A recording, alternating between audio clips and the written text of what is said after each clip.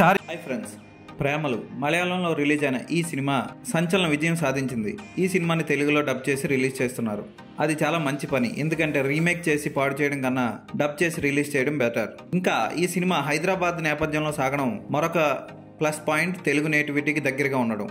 ఈ సినిమా ఎలా ఉందో చూద్దాం. కేరళ నుంచి వచ్చిన ఇంజనీరింగ్ విద్యార్థి ఒక ఐటీ ఎంప్లాయీని ఇష్టపడతాడు. అయితే ఆ అమ్మాయికి అబ్బాయి అంటే ఇలా ఉండాలి, ఈ లక్షణాలు ఉండాలి అని కొన్ని కోరికలు ఉంటాయి. ఆ లక్షణాలు ఏమీ లేని హీరో ఆమె వెంట పడుతూ ఆమె ప్రేమను గెలిచాడా లేదా అన్నదే కథ. ఈ సినిమా కథ ఏం పెద్ద కొత్తగా ఉండదు. కాకపోతే హీరో హీరోయిన్లు చూడడానికి ఫ్రెష్ గా ఉండి మంచి పెర్ఫార్మెన్స్లు ఇచ్చారు. హీరో అయితే కామెడీతో పాటు అన్ని ఎమోషన్స్ చక్కగా పండించాడు. పిల్ల బచ్చాలా అనిపించినా సరే సినిమా చూస్తున్నంత సేపు సచిన్ ఆకట్టుకుంటాడు. అలాగే హీరోయిన్ చూడడానికి చాలా అందంగా ఉంటుంది.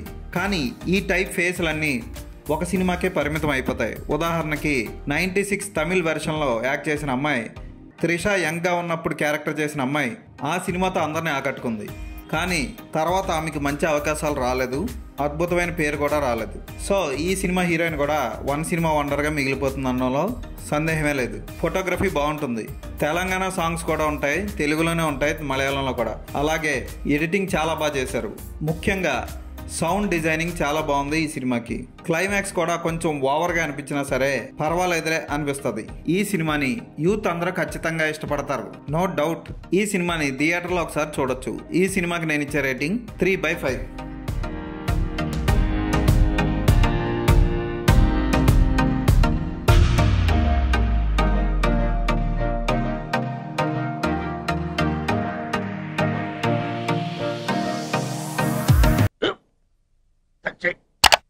స్కూల్ బెంచ్ లాగా ఎంత గట్టిగా ఉందోరా?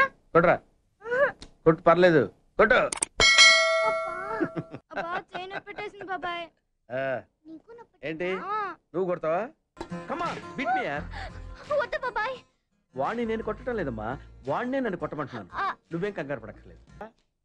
అడుగుతావేంటి?